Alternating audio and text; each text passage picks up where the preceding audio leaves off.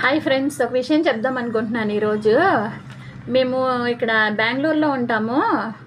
అయితే నిన్న నిమాన్స్ హాస్పిటల్కి వెళ్ళామండి. అక్కడ కాకినాడ నుంచి ఎవరో చిన్న బాబుని తీసుకుని వచ్చారు. 2 సంవత్సరాలంట ఆ బాబుకి. మాటలు రావట్లేదని చూపించుకోవడానికి వచ్చారు. అయితే పాపం చాలా వాళ్ళకి అసలు భాష రాదు, ఏమీ రాదు. ఇక్కడేమో హిందీని ఇంగ్లీష్ మాత్రమే మాట్లాడతారు వాళ్ళ వాళ్ళు వచ్చి వారం అయ్యిందంట. ఇంతవరకు డాక్టర్ని కలవలేదు.